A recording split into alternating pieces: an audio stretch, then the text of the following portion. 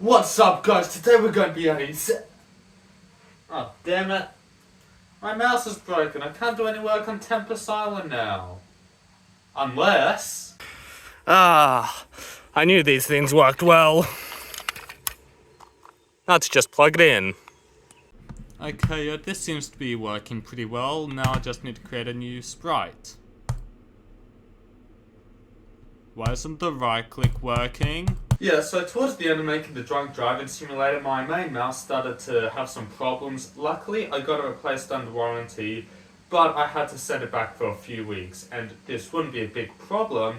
It's just the fact that I have a PC, and you can't exactly use a trackpad on a PC.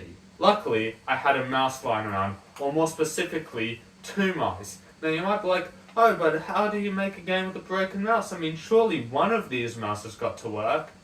No, as you saw before, this mouse doesn't have a functioning right click, and this one just likes to not work for like 10-15 seconds randomly. So I decided to make a game with a broken mouse, specifically this one, as I asked 3 people if no right click was more broken than not accepting inputs for random times, and all 3 of them said no right click was more broken. So let's get into the video. As is tradition at this point, I started the project by making the player sprite, and I had to decide what the game would be about. Now, I knew that as I was making a game with a broken mouse, the game had to just use the mouse, because what else was I meant to do? It's a broken mouse video, the irony writes itself. I designed a simple, future-looking spaceship and gave it some nice blue colours and a bit of shading around the edges to make it look nice. I also tried to give it a lightning bolt, but it didn't look too good, so I sent it down to the farm. I also initially named it SPR_shit by accident, but I changed that quickly. I then began writing the code for it. I tried making it a bit delayed with the movement, but I didn't have the time to do the maths required, so it just follows the mouse on the Y coordinate.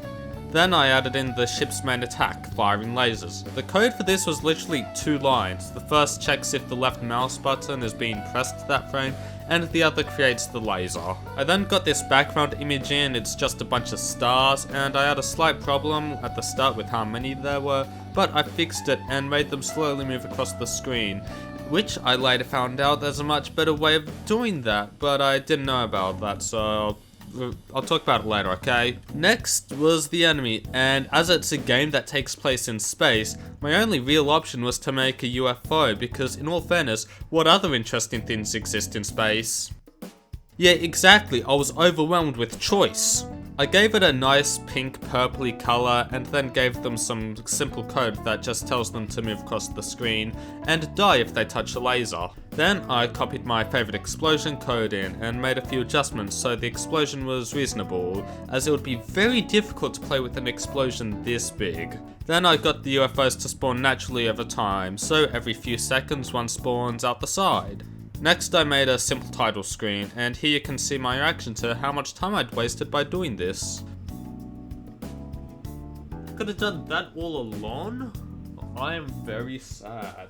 I decided on the title Earth's Last Hope. It's a bit cheesy, but when you've got 1 hour to make a game and have to deal with a broken mouse, I feel like bad titles get a pass. Next I added in a lose state, so if a UFO makes it past the ship, you lose the ability to move, and I made this simple end screen that's just laid on top of the room, as I wanted to use as few right clicks as possible.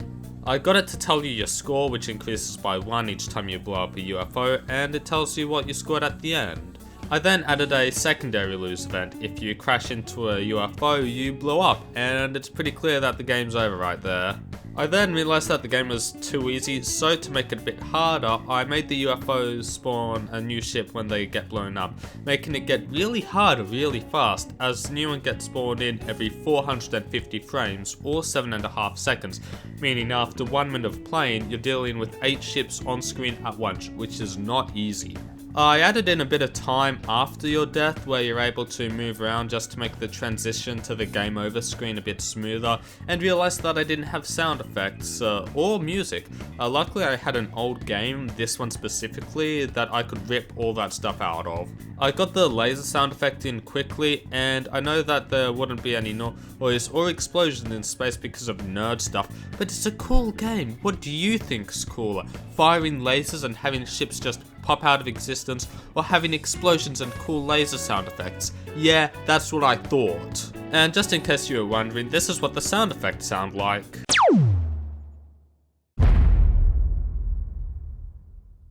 I then took the music from that project, and all these sounds were taken from this website here, the same one that I used in my drunk driving simulator. You should watch that video, it's good. Then I added in a score counter to the top left of the screen, which I had to make a new font in GameMaker for, as it was way too big, and in the final minute I was somehow able to implement a high score system into the game. When you get a score higher than the high score, it replaces it and displays it here. And that's the complete game, and like my previous games, you can play it right now. It's available on itch.io, you can find my account in the description below, and you have access to quite a few games that I've made, including the drunk driving simulator I mentioned before, the games I made in round 2 and 3 of the Fruit Toast vs Zenduck apps streams, and a game that I didn't end up turning into a full video, but you can still play it if you want. Now, if you liked this video, if you could please like and subscribe, it would help me out a lot. I'm trying to get to 1,000 subscribers by the end of June this year, so if you could like and subscribe, it would help my channel out a lot. And if you want to help me out more, you can donate to me over on my Ko-Fi. I won't lock any videos behind it, it's just if you want to help me out. And with that said, thank you for watching, and I'll see you next time. This time, it will be for a Tempest Island devlog.